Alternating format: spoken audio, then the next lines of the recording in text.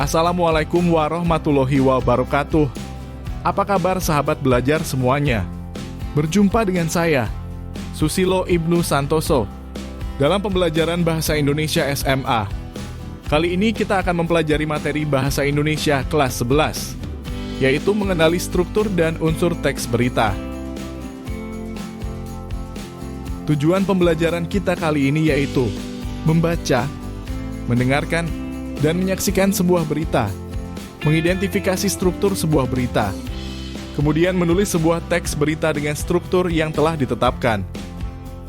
Sahabat belajar, menurut Kamus Besar Bahasa Indonesia, berita adalah cerita mengenai kejadian atau peristiwa yang hangat atau terkini.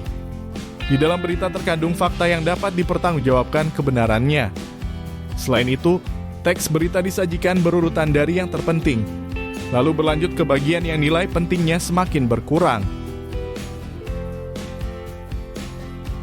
Definisi lain, berita adalah laporan tercepat mengenai fakta atau ide terbaru yang benar, menarik, dan atau penting bagi sebagian besar khalayak melalui media berkala seperti surat kabar, radio, televisi, atau media online internet.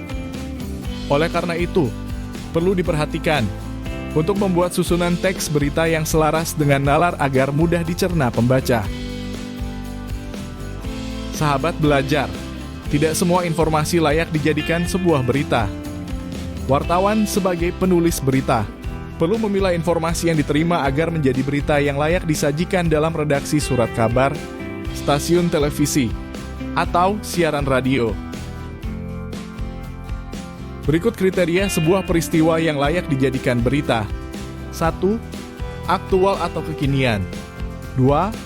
Penting. 3. Kedekatan lokasi. 4. Ekspresi emosional. 5. Tentang tokoh atau lembaga yang terkenal. Dan 6. Terdapat unsur luar biasa. Berdasarkan kriteria tersebut, maka disusunlah struktur naskah berita. Struktur sebuah berita biasanya berbentuk piramida terbalik. Teks berita terdiri atas 3 bagian utama, yakni 1. Kepala berita. Kepala berita merupakan bagian pembuka berita, memuat informasi utama yang paling penting. Teks berita pada bagian kepala berita mengandung jawaban atas pertanyaan dengan unsur adik simbah, yaitu apa, di mana, kapan, siapa, mengapa, bagaimana. Hal ini penting dilakukan untuk memudahkan penyunting tulisan atau editor saat melakukan penyuntingan, karena terjadi keterbatasan ruang pada halaman media. Dengan adanya struktur yang sudah standar, penyunting tak akan ragu memotong paragraf terbawah. 2. Leher berita. Leher berita merupakan kelanjutan kepala berita. Unsur berita dikembangkan lebih jauh dan luas pada bagian ini. Penjelasan yang lebih terperinci dari setiap unsur yang ada di kepala berita, membantu pembaca memahami isi berita. Leher berita menjadi jembatan dari gagasan pokok pada kepala berita, dengan gagasan-gagasan penunjang pada bagian tubuh maupun kaki berita. Dan ketiga, tubuh berita.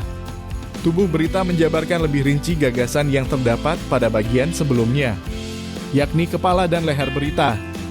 Adapun bagian berikutnya disebut kaki berita, karena memuat kesimpulan berita dan informasi yang tidak terlalu penting. Uraian lebih panjang, tetapi kurang penting, akan ditambahkan di bagian kaki berita. Susunan yang standar seperti ini akan memudahkan penyunting atau editor melakukan pemotongan berita saat terjadi keterbatasan ruang pada halaman media atau waktu siaran. Penyunting akan memotong isi berita dari paragraf terbawah. Sahabat belajar, demikian pembahasan materi kali ini. Terima kasih atas perhatiannya, semoga bermanfaat. Wassalamualaikum warahmatullahi wabarakatuh.